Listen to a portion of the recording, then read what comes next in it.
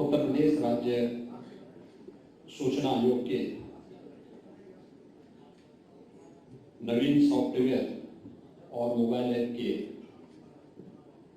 लोकार्पण के आज के इस कार्यक्रम में मंच पर उपस्थित उत्तर प्रदेश के मुख्य सूचना आयुक्त श्री भावेश कुमार सिंह जी,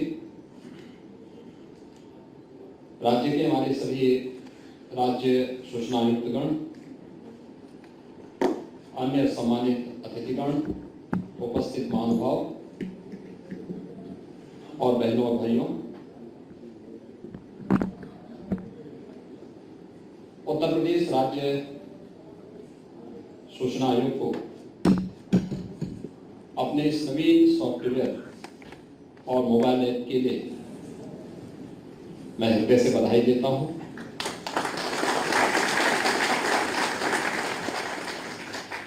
लोकतंत्र की एक कसौटी है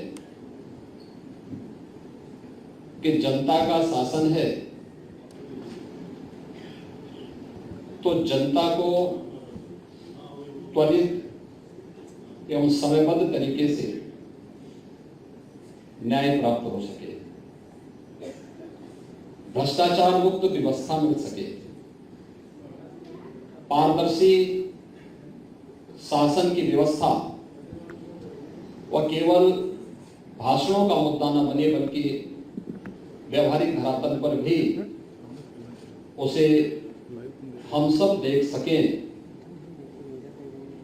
इन सब के लिए टेक्नोलॉजी आज के परिप्रेक्ष्य में कार्य के त्वरित विस्तारण को लेकर के, भ्रष्टाचार पर प्रभावी अंकुश लगाने को लेकर और समयबद्ध तरीके से मेरिट के आधार पर किसी भी कार्य को गुणवत्तापूर्ण तरीके से निस्तारण करने की दृष्टि से भी अत्यंत महत्वपूर्ण है। सूचना का अधिकार 2005 इसी उद्देश्य से देश के अंदर लागू किया गया था कि कोई भी व्यक्ति शासन से संबंधित किसी भी कार्य को अपने उस अधिकार का सही उपयोग करते हुए शासन से जानकारी हासिल कर सके। अक्सर होता है हम घोषणाएं बड़ी बड़ी करते हैं, लेकिन सामान्य जीवन में हमें देखने को क्या मिलता है, एक मामले को कोई व्यक्ति निस्तारित करने के लिए भेजता है या शासन में या किसी भी संस्थान में, तो वर्षों वर्षों उन कार्य को वहां पे लगता है। मैं अक्सर शासन से जुड़ी हुई बहुत सारी चीजों की बातों को देखता हूं कि टेक्नोलॉजी का उपयोग करके हम किसी नागरिक के जीवन में कितना आसान और सुगमतापूर्ण तरीके से उसके जीवन को हम एक नई राह दिखा सकते हैं। ये मुझे अक्सर शासन के विभिन्न कार्यों में देखने को मिलता है। आप पहले देखते रहे होंगे राजस्व से जुड़े हुए मामले, कितना देर होता था। वरासत के मामले, पिता के बाद उसके पुत्र को वरासत स्वतःस्फूर्त भाव के साथ एक ऑटो मोड में होना चाहिए, लेकिन वह कुछ चंद कार्मिकों और अधिकारियों की अकर्मण्यता और उनके अनिर्णय के कारण वर्षों वर्षों फंसा रहता है। और फिर वर्षों वर्षों फंसने का मतलब उसमें नए विवाद खड़े होते हैं, नए लोग दावेदार खड़े होते हैं। और छोटे से, यानी जो छोटी कोई समस्या नहीं थी, एक हक था, एक अधिकार था, उस अधिकार में नए दावेदारों का आने का मतलब एक नया विवाद खड़ा होना, और फिर वहीं से कानून व्यवस्था के लिए एक नया संकट भी खड़ा होता है। वरासत से जुड़े हुए मामले हो, पैमाइश से जुड़े हुए मामले हो, नामांतरण से जुड़े हुए मामले हो, एक स्वतःस्फूर्त भाव के साथ होने चाहिए। मुझे याद है जब 2017 में मैं आया था, मैंने इसी बात को पूछा था। मैं राजस्व विभाग की समीक्षा कर रहा था, मैंने इसी बात को लेकर पूछा था। मैंने कहा कि बताओ मुझे कि ये 12 लाख से अधिक मामले क्यों पेंडिंग पड़े हुए हैं, वरासत से जुड़े हुए। 25 में उससे ज्यादा मामले पेंडिंग थे। आखिर क्यों नहीं हम इसका समाधान करते हैं और कितने दिन होने चाहिए? 45 दिन के अंदर समस्या का समाधान होना है तो 45 दिन तक सभी लोग इंतजार करेंगे और फिर 45 दिन से उस कार्यक्रम को आगे बढ़ाएंगे, फिर वर्षों लग जाएंगे। शासन की मंशा स्पष्ट थी कि 45 दिन के अंदर उस समस्या का समाधान होना है, न कि 45 दिन से कार्रवाई प्रारंभ होनी है। लेकिन जब कोई जवाबदेही नहीं होती है तो 45वें दिन से वो कार्रवाई प्रारंभ होती है, फिर 45 वर्ष लग जाते हैं। और जब हम लोगों ने मिशन मोड पे कार्यक्रमों को किया, अगले 2 महीने के अंदर लाखों मामले स्वतःस्फूर्त भाव के साथ निस्तारित होते हुए दिखाई दिए। और फिर यहीं से हम लोगों ने शुरू किया था जन सुनवाई पोर्टल, IGRS पोर्टल का। फिर IGRS पोर्टल में भी बहुत सारे लोग गांवों में ऐसे थे जिनके पास उस समय स्मार्टफोन नहीं थे, या जो लोग उस पोर्टल के माध्यम से अपनी समस्या को नहीं शासन तक पहुंचा सकते थे। क्योंकि हर व्यक्ति जनता दर्शन में आए, हर व्यक्ति अपना एप्लीकेशन लेकर के यहां तक पहुंच जाए, हर व्यक्ति ईमेल कर ले, हम उसको उसके पास जो मौजूदा तंत्र है उस तंत्र का उपयोग करने का एक अधिकार दे सकें। तो हमने IGRS की अपनी पद्धति विकसित की कि वो अपने सिस्टम से, अपने स्मार्टफोन से एक शिकायत दर्ज कर सके, बता सके। और फिर सिस्टम इस बात के साथ जोड़ा गया कि वह इस बात को जवाबदेह बने कि आखिर कहां से इस समस्या का समाधान होना है। फिर लगा कि बहुत सारे लोगों को इसमें भी काम करने में दिक्कत होती है, तो हमने एक CM हेल्पलाइन 1076 जारी की। CM हेल्पलाइन जारी करते समय जब लोग आए तो उन्होंने कहा कैसे होगा? मैंने कहा इसका उद्देश्य एक ही है, शिकायतकर्ता की संतुष्टि। आप तब तक मामले का निस्तारण नहीं लिख सकते जब तक कि शिकायतकर्ता संतुष्ट नहीं है।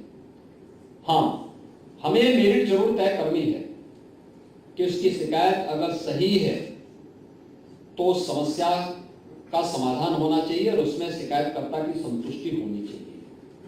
आप आश्चर्य करेंगे कि पहले वर्ष ही 2017-18 में हम लोगों ने 22 लाख से अधिक मामलों का निस्तारण केवल इन 2 प्लेटफॉर्म के माध्यम से किया।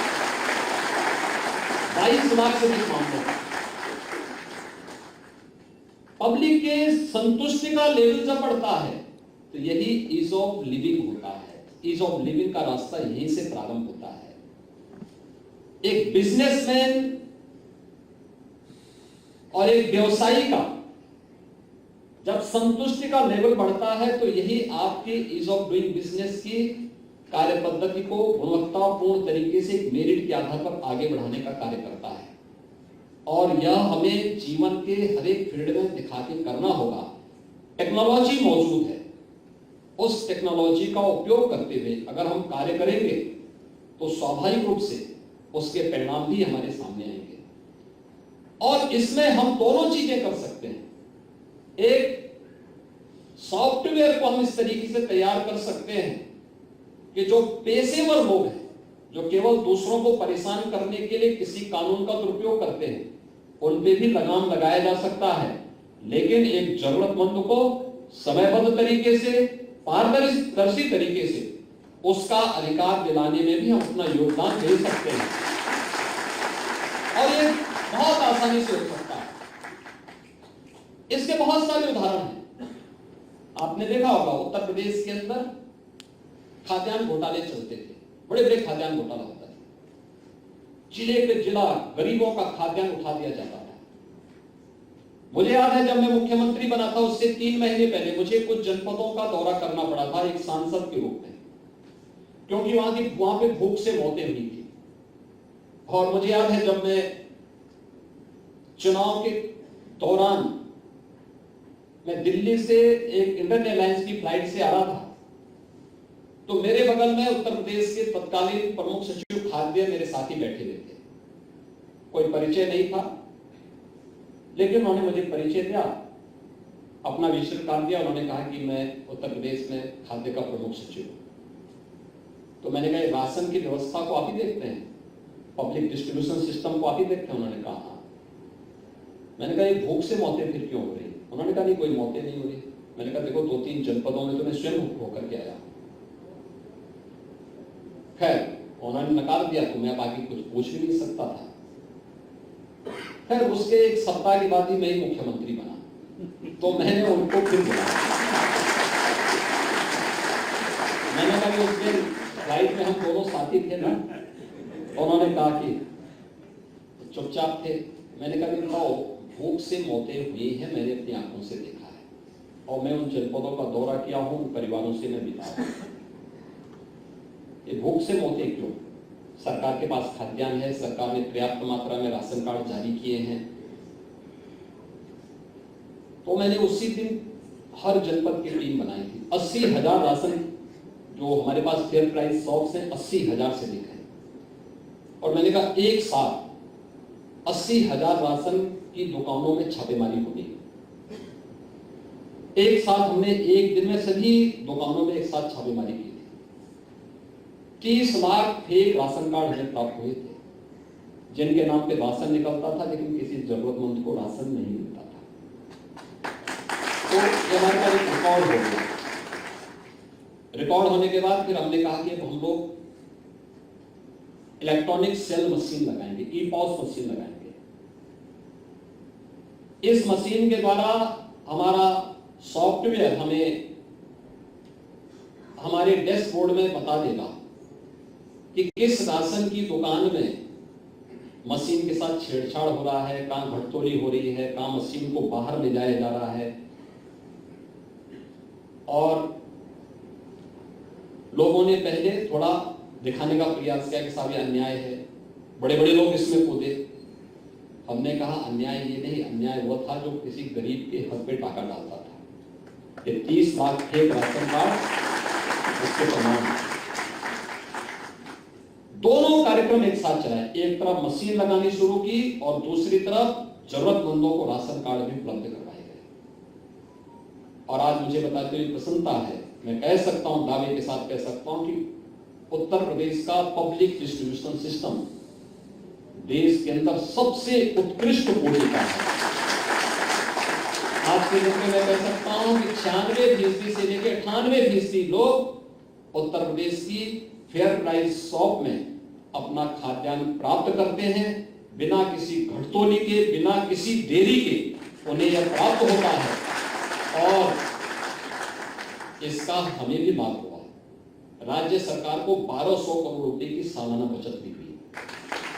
यानी राशन, क्योंकि मार्केट में जो दाम होता है उसकी तुलना में हम बहुत सस्ते दाम पर देते हैं, और अब तो फ्री दे रहे हैं। ये जो बीच का पैसा था ये सरकार देती थी, लेकिन उतनी जब हमारी बचत हुई तो उतनी बचत से हम अन्य वेलफेयर की स्कीम को निकाल करके लोगों के जीवन में परिवर्तन लाने का काम कर रहे हैं। और अब हम लोगों ने फेयर प्राइस शॉप को भी मॉडल फेयर प्राइस शॉप बनाने की कार्रवाई को आगे बढ़ाया। और ये हर एक फील्ड में क्या टेक्नोलॉजी जीवन में परिवर्तन लाने का माध्यम बन सकती है, बहुत सशक्त माध्यम बन सकती है। लेकिन हमें इसका उपयोग करना होगा, दुरुपयोग करने वालों को भी रोकना पड़ेगा। पब्लिक के मन में एक विश्वास आएगा, सूचना का अधिकार, कानून उसी का एक सशक्त माध्यम है। सॉफ्टवेयर और मोबाइल ऐप अब किसी को फिजिकली आने की आवश्यकता नहीं होगी, वे एक जगह बैठ करके अपना आवेदन भी कर सकते हैं, आवेदन के स्टेटस को भी समझ सकते हैं, और फिर उसके निस्तारण और आगे के कार्यक्रम को भी समयबद्ध तरीके से निस्तारित होते हुए देख सकते हैं। उत्तर प्रदेश के अंदर सूचना आयोग के गठन होने के बाद मुझे प्रसन्नता है कि गत 3 वर्ष में जिस तेजी के साथ मामलों का निस्तारण हुआ, 1,10,000 से अधिक मामलों का निस्तारण हुआ। 50,000 मामले पहले से पेंडिंग थे, 85,000 नए मामले आए। और मैं इस बात को कह सकता हूं कि सॉफ्टवेयर सही तरीके से काम करते हुए अगर टीम वर्क के साथ इन सभी मामलों का निस्तारण होगा तो आने वाले समय में हम इसको जीरो पेंडेंसी तक पहुंचाने में हमें मदद मिलेगी। और वास्तव में यही इस कानून का सचमुच यही कानून की उपयोगिता है और यही एक नागरिक के अधिकार भी हैं जो लोकतंत्र में एक सामान्य नागरिक को प्राप्त होने ही चाहिए। मुझे प्रसन्नता है कि उत्तर प्रदेश का राज्य सूचना आयोग आज अपना स्वयं का नवीन सॉफ्टवेयर और मोबाइल ऐप को लॉन्च करने वाला देश का पहला राज्य सूचना आयोग है। मैं इसके लिए मुख्य सूचना आयुक्त श्री भवेश कुमार सिंह जी को और उनकी पूरी टीम को इस बात के लिए धन्यवाद दूंगा। और हम इस बात को मानते हैं कि ई फाइलिंग आज की आवश्यकता है। ये बाबू लोग होने नहीं देंगे, क्योंकि उनके मार्ग में सबसे बड़ा बैरियर है ये, क्योंकि वे इन्हीं चीजों का दुरुपयोग करते हैं। लेकिन हमें सख्ती के साथ उसमें बढ़ना ही पड़ेगा, तभी एक सामान्य नागरिक का लोकतंत्र में विश्वास मजबूत होगा, कानून के राज में उसका विश्वास मजबूत होगा और वह व्यवस्था पर मजबूती के साथ विश्वास करते हुए भारत की लोकतांत्रिक संस्थाओं को और मजबूती प्रदान करने में अपना योगदान दे पाएगा। और आज हमें इस दिशा में आगे बढ़ने की आवश्यकता है, क्योंकि टेक्नोलॉजी जीवन में व्यापक परिवर्तन का माध्यम बन सकता है और यही है राम राज्य की अवधारणा। 22 जनवरी को आपके लिए आ रही है। आप सबको मैं इस अवसर पर एक बार फिर से हृदय से बधाई देता हूं, अपनी शुभकामनाएं देता हूं। धन्यवाद। जय हिंद।